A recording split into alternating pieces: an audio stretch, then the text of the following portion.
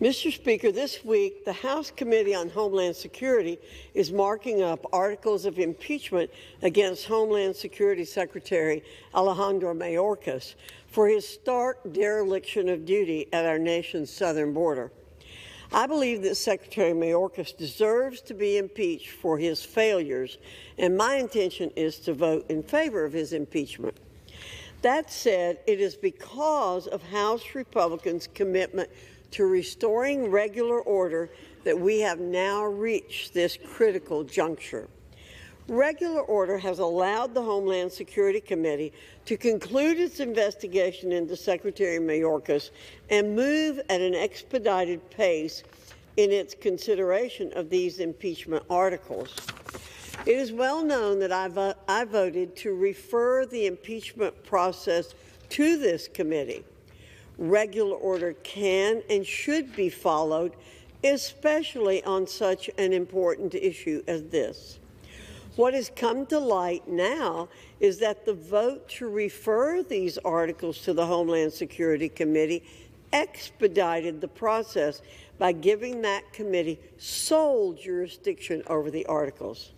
That vote gave us the quickest possible timeline to move these impeachment articles to the Senate, where a conviction can and should be affirmed.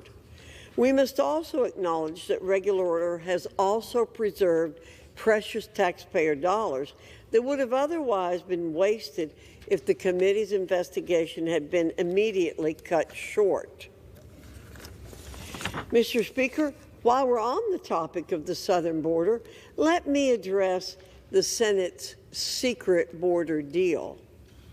The President has claimed that he needs Congress to pass legislation to empower him to secure the southern border.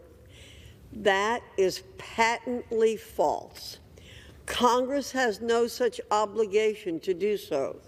President Biden has always had the authority to enact measures at the southern border to deter illegal aliens from entering our country.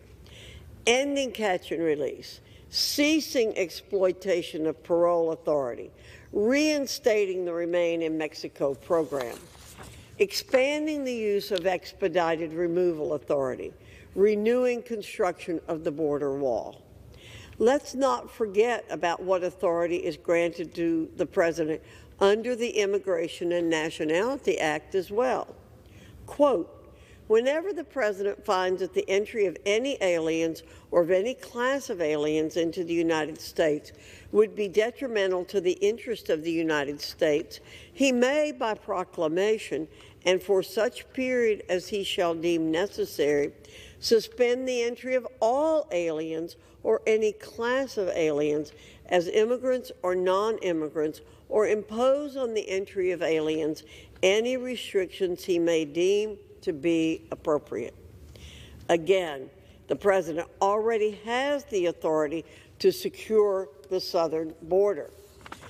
Even in precedent set by the Supreme Court in Trump versus Hawaii, the President can make, quote, decisions whether and when to suspend entry, whose entry to suspend, for how long, and on what conditions, end quote.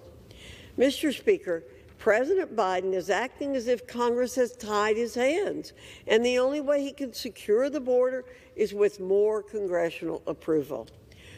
The truth is that President Biden has been sitting on his own hands for months on end. Perhaps he should take a long, hard look in the mirror. I yield back, Mr. Speaker.